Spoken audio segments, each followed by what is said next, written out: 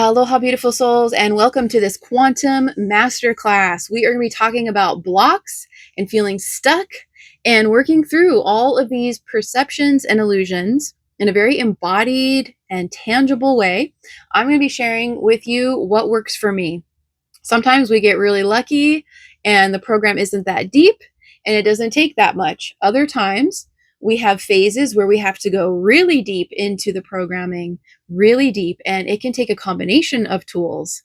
And sometimes along the journey, that old tool, it doesn't work anymore. We got to try something else, right? And so I'm hearing that phrase, if at first you don't succeed, try again. And then I'm also hearing Yoda say, there is no try, there's only do, right? So all of that goes into the pot here. So today we're going to be talking about the energy of when we feel stuck, when we feel blocked, when we feel like our back is against the wall. And I'm calling it, unofficially, unfuck yourself, how to unfuck your energy from these experiences. Okay. So the first thing, we're going to jump into it. If you want to get a pen and paper to take some notes, please, pause the video here, get your water, get your tea, get your kombucha, whatever, and get comfortable. And we're going to get into it. So the first step that I want to say is integral to this process of working through blocks and stuckness and working through programming in general is through your voice. You've got to get a voice recording app on your phone, or if you don't want it to take up data on the phone, I use Telegram. So I have a private Telegram chat with myself, and every day now, because I wasn't doing it for a while, I was like, oh, it's time to get back to that. Okay. I voice memo myself. You do this alone. This is private. And you check in with yourself. And you say all the things. Today, I'm feeling this. I feel this. I feel. You need to say the words. And you watch where you're like, oh, I don't want to say that. I don't want to say that word out loud. I don't want to own that, right? Watch where your hesitation to say something, to use that word because you're judging it. Very important. That's why we have to vocalize. We have to speak out loud to ourselves. This is like a voice diary for your ascension journey. It is fucking crucial. Not only to speak and move the energy, there is an energetic flow, Upanavayu, in the Vedic tradition of the chakra system. Energy up and out through the throat. That's why speaking is very important. Using your vocal cords, very important, throat chakra, to move it out of the body, but then to be able to see it and to deprogram even further. So you are saying, oh, I'm feeling this sensation in my body. I close your eyes, right? Go within, let the body speak for you. When you're really feeling disconnected from yourself, let the body speak. My chest is feeling this, my stomach is feeling this, my back is feeling this, my wrist, whatever it is, right? And then you want to go deeper into the emotion. Well, gosh, in this situation, I'm just feeling this, I'm feeling this and that, and so on. And you keep going, you keep tunneling until there's nothing left to say. And if you're crying while you're doing it, excellent. You just went so deep and you cried and you moved the energy, you moved crystals out through your eyes, right? Through the crystal plasma, through your tears. It is so sacred and such an important part. And that's why you want to do this by yourself. I love doing it in the car. You can park somewhere. Then you have privacy, in your flow. You can get into a stream of consciousness, which is deprogramming. Then you want to listen back to it. So first you're observing the things happening as you're saying it. Oh, wow, I'm having resistance to owning that. I'm having resistance to owning that because I'm judging myself through this. Wow, right? Then you want to listen to it. Listen to the inflections in your voice. Listen to the words, listen to the stories, and you'll be like, oh my God, it's that story again. Wow. Or, oh, wow, you know what? I've never felt that one before. I've never connected these elements this way before. So this is number one, the voice memoing, the voice diary. And I would say 90% of the time, that's all you need. Now, when you get into the really gnarly stuff, you need more. Because you feel sometimes in these spaces, the whole stuckness and disconnected and blocked energies are, yes, there's something inside that is blocking the connection to our higher consciousness. And that can feel really frustrating and like you're left out in the cold because you're not hearing anything. It's silent. And that's when you really have to have the tenacity to dig. So a lot of the times, this voice process is more than enough. If it's not, then we go to phase 2. We do the voice process of speaking our truth and assessing it and running it through our heart and what we know to be true in 5D and what's a lie, right? Then you want to listen to music and you want to move the body. So I really love like the Afro Cuban house music DJ stuff right now. It's really hitting because you cannot stay still. It is so vibrant. It is so full of life and passion. And the instruments, they're literally like rattling through you and you can't keep still. So it's a very excellent way is through the music, moving the body and moving the energy. The next level of music is using music to assist you in matching the emotion. So if you're stuck and you feel frustrated and all you feel is frustration, you can't feel anything else beneath that yet. Because underlying all of this is separation. Underlying all of this is fear, right? So underneath anger and rage, it's fear. But maybe we don't feel the fear yet. Maybe we're just feeling frustrated, So listen to music that helps you with that, whatever that is. I really love like Korn, like I'm a millennial, so I grew up with a lot of alternative rock, Papa Roach and Korn and Limp Bizkit, Eminem, anything that's really, also System of a Down. Oh yes, System of a Down, very soulful while being very passionate, um, working through moving the energy through vocalizing your anger. And then maybe you want to shift into music that makes you cry, music that touches your soul and your heart, music that is, focusing on emotions of sadness and grief and heartbreak, because it'll help you start to feel those pieces, right? So music can be very supportive, strictly instrumental, really, for moving the body. And then the lyrics, the form of the lyrics, and also the instruments used. So if you're working through root chakra and anger and stuff, like the heavy metal and the rock can really help with that because it's helping to move the energy in the root. It's tuned to the root, and then going more into the heart, softer frequencies, softer elements like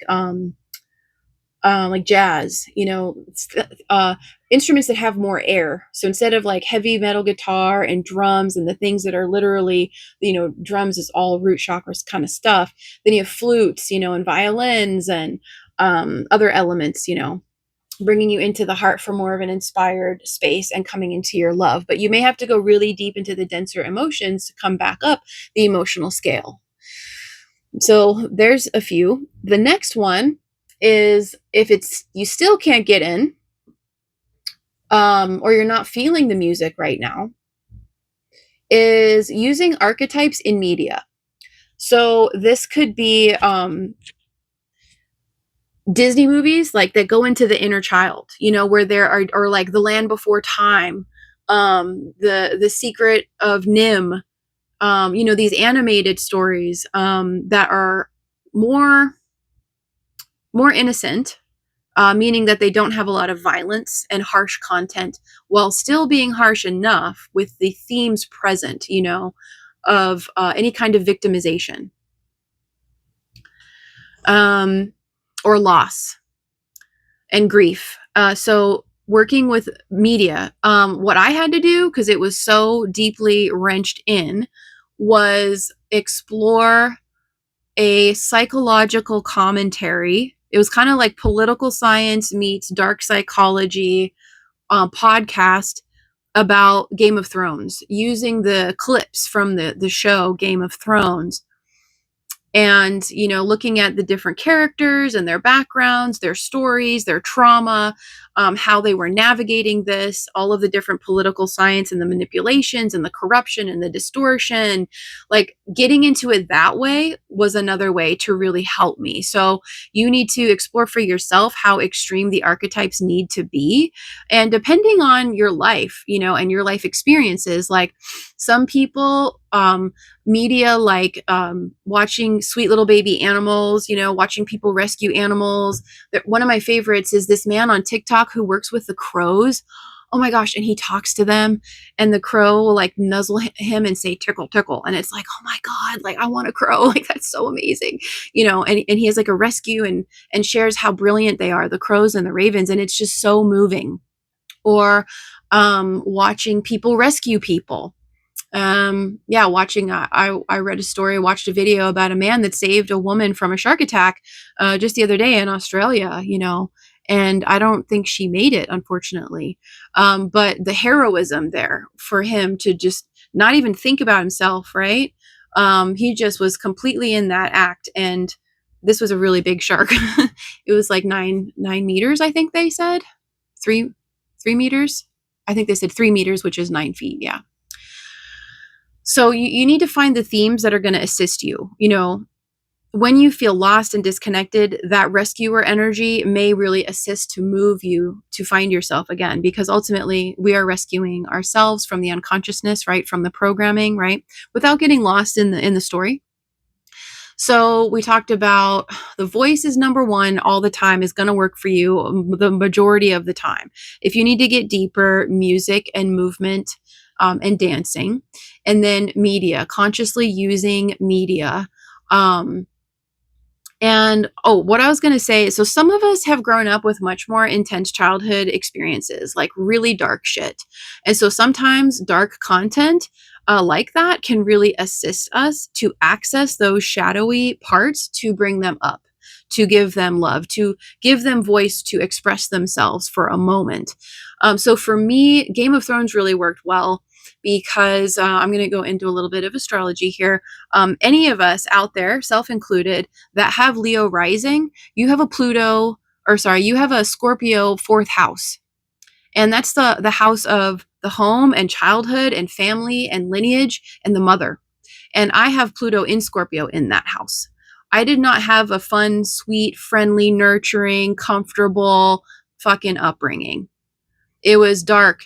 There was manipulation. There was projection. Talk about dark psychology. That's why I love dark psychology so much, because it assists me to go back in time of like, oh yeah, that's when I was experiencing that unconsciousness and this and that and so forth. And, in personality disorders, sometimes the data assists us to then pull our energy back from that experience, and claim our sovereignty back from where we were wounded,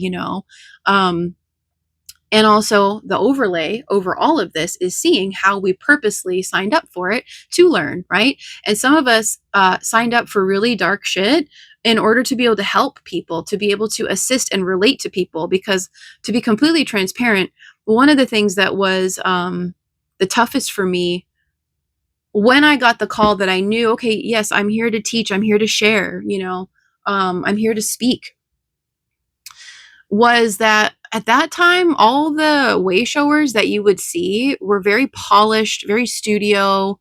They had a fucking team. They had like glam doing their glam. I mean, it wasn't like a one person show.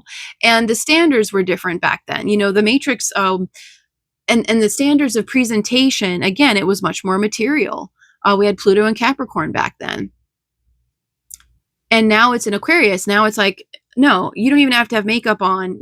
All you need is a fucking cell phone. You don't need a studio. You don't need all of this scripted shit. You don't need a PR team, all blah, blah. But that's when I was first coming in, I was just like, oh my God, I just felt like, well, here I am, single mom, like hanging on, bootstrapping everything. Like, how the fuck am I going to do this? I didn't feel very presentable to say the least. Okay.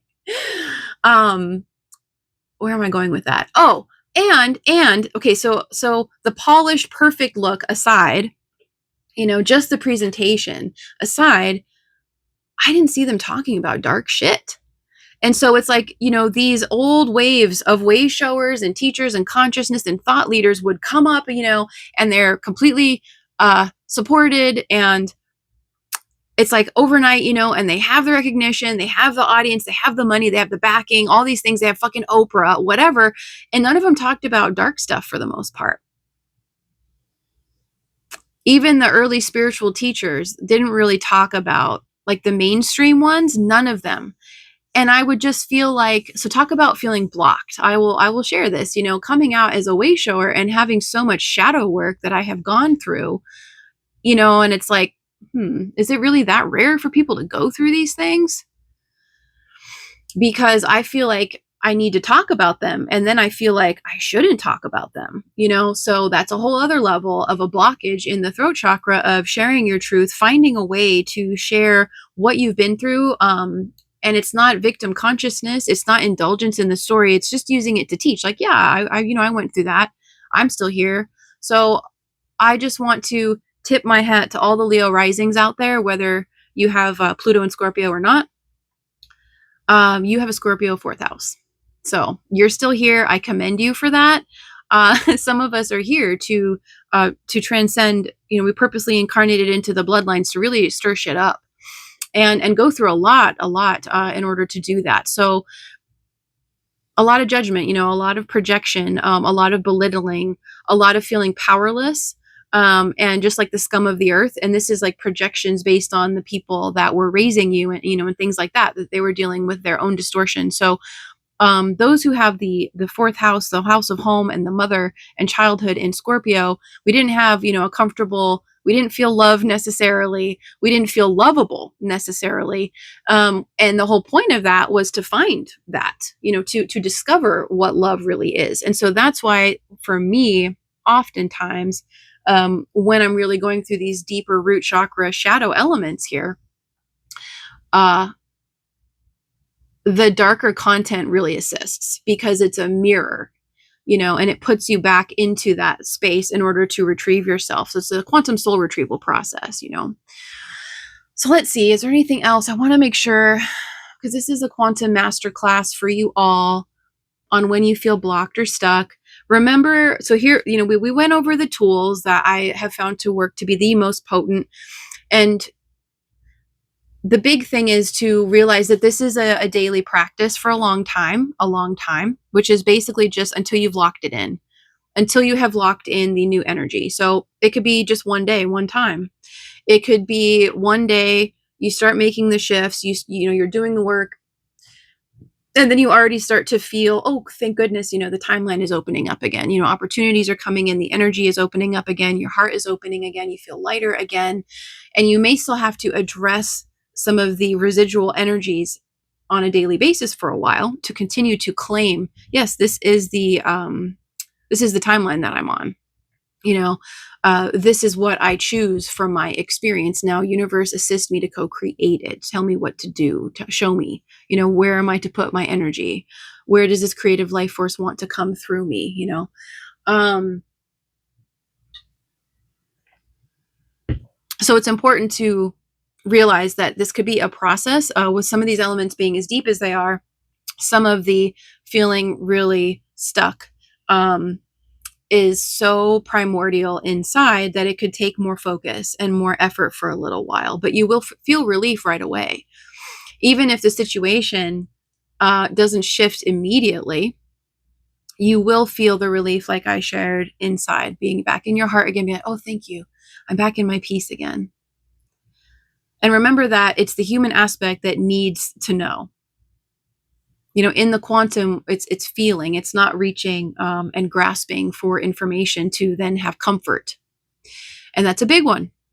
When you're in the unknown and you feel pressure, that's also part of, we're recording this in June, and classically now, the last several years, every June is notoriously just really heinously, but not because of all that we gain, but in the moment, very intense because it's the 6, it's the diamond light codes and, the pressure. We talk about pressure. So pressure in the dark, you can't see anything, you don't know anything, you feel the pressure and all the grime is getting pulled up, and squeezed out of us to process and bring in the crystalline consciousness. And that's where the diamond path and the diamond mastery, diamond consciousness, I have a whole beautiful course, a mastery course on this in the school online, because it is a very rigorous process. So if you notice these patterns happening, June, which is the 6th month of the year linearly, and then December, the 12th, Oh, okay. Yes. This is another thing, another tool that I want to remind is asking for communication, asking for signs. And this is part of our daily process anyways. I think the sprinklers are going off. Hopefully you guys can hear me okay. This is part of our day-to-day experience is asking for feedback, and looking for it, right? So angel numbers, patterns and sequences of numbers, phrases that you might hear in passing, or song lyrics, animal totems and symbols on even people's t-shirts or bumper stickers, license plates, patterns that you're seeing. And you look up the angel numbers and you're like, oh, thank you.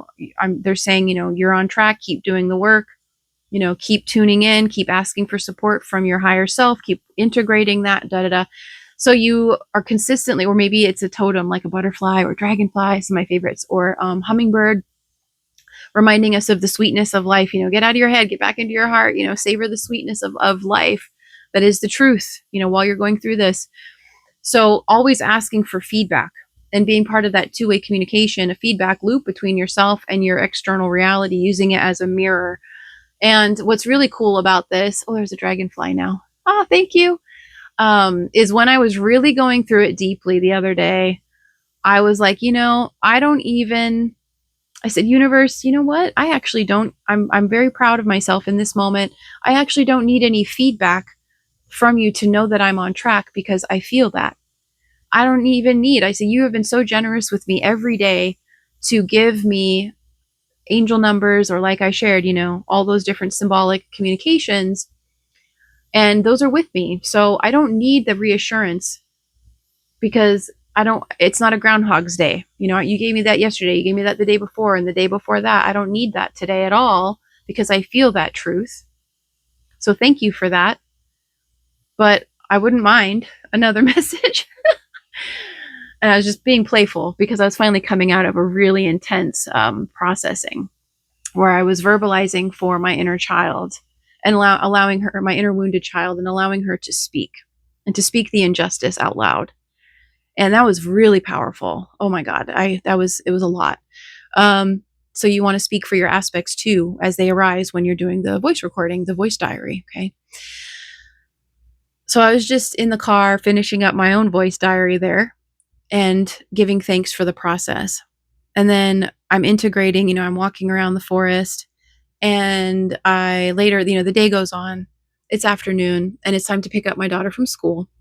And we're driving into the apartment complex. And I have this feeling, I'm like, oh, you know what? Let me just pull over right now and take the recyclable garbage to the garbage here. So I pull over with the car, and I open the hatch to take the bag of recyclable garbage.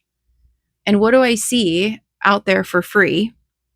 On the outskirts of this area, people will put stuff that's up for grabs, which is fun. It's one of the perks of apartment living, is the gifting realms open up quite easily, because you're surrounded by a lot of people and there's a lot of in and out. But what do I see? What is a semicircular table? And I was like, no fucking way.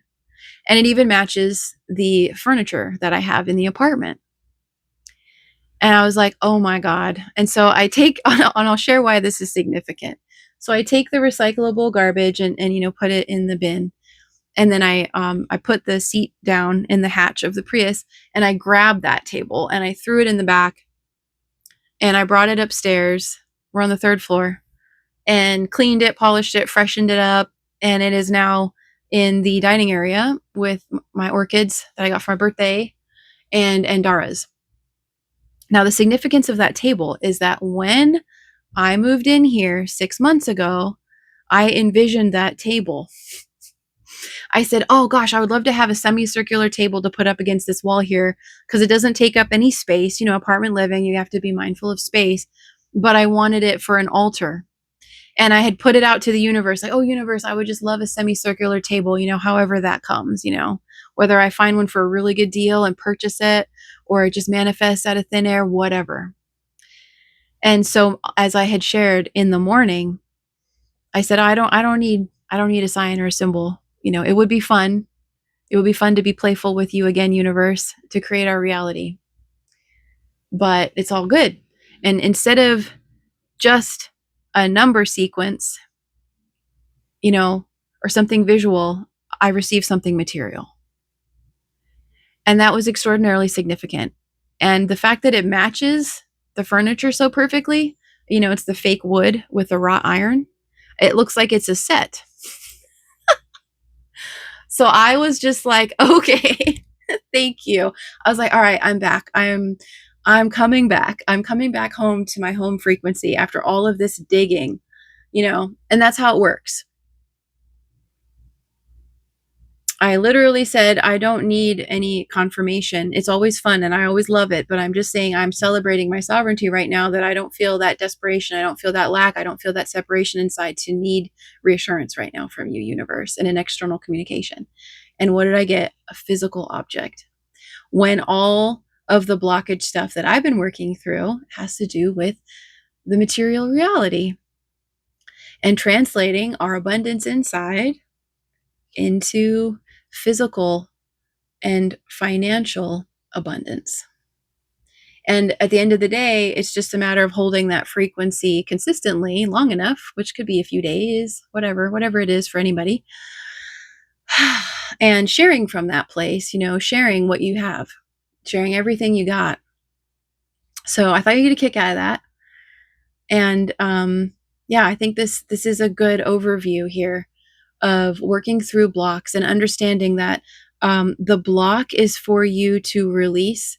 It is for you to have the tenacity and the passion, the faith and trust. Is when you put your warrior kind of armor on, you warrior up as a warrior of love and truth and power, and go inside and say, what the fuck is this? I want to see it. Show me. Let's do this. Let's fucking do this. It's where you really bring your fire, your holy fire.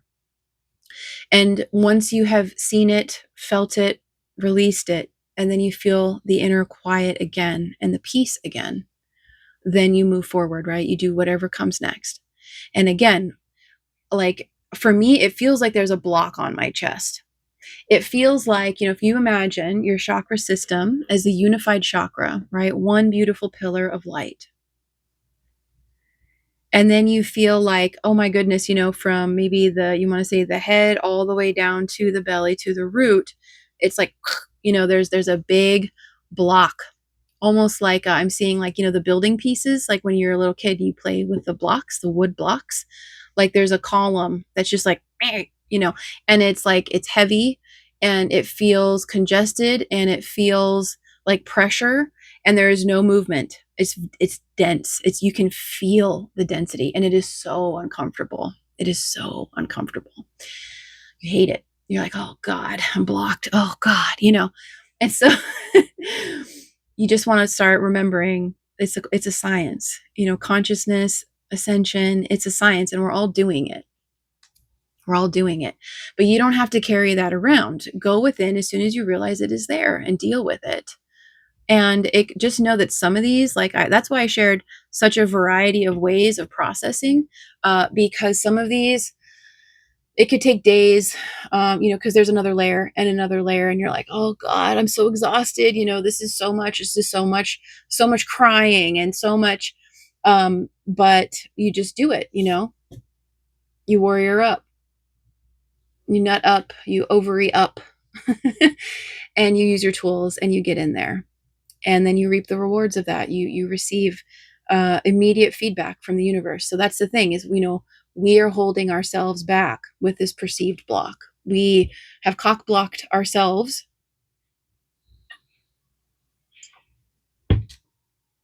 from our own nature again on purpose to release a deeper program, a deeper lie, belief system. And remember, when we do this affects the collectives. It's not individual.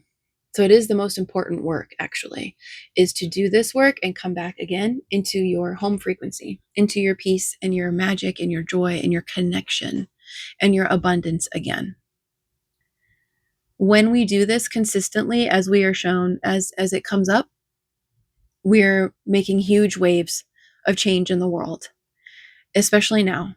You can really start to see the standing up, the awakening going on. It is huge. It is huge, guys. So I just want to thank you so much for joining me for this masterclass. I hope that it has supported you. I hope you've gotten some good laughs in here. Let me know, in the comments below if you have any questions, any other elements you want to address. We can always do a part 2. And if you're feeling like, you could use deeper support of a one-on-one with a quantum laser beam in front of you to assist you with an expanded perspective of everything. That's my favorite work, is the one-on-one, the intimate work is my favorite, because instead of hanging on to something or struggling with something for a long time and feeling stuck or resistant, if you have the desire to invest in your soul financially and support another as well, so we are all supported in that exchange, it can be so fun and delightful, because you're just lasering off the excess very quickly and find relief and connection and ease again. And many of us have to do that on our own. That's part of the process. I know I did. I had to do it all alone. And thankfully was blessed with teachers along the way to share wisdom so that I could pick up the pieces. So yeah, thank you so much for joining me, and I will see you soon for the next video. You take good care. I'm just sending you all my love and appreciation and strength and courage and boldness and the North Star energy. You are all North Stars. You are all your own North Stars, and we are there for one another. And it's beautiful. So I appreciate you, and I'll see you soon.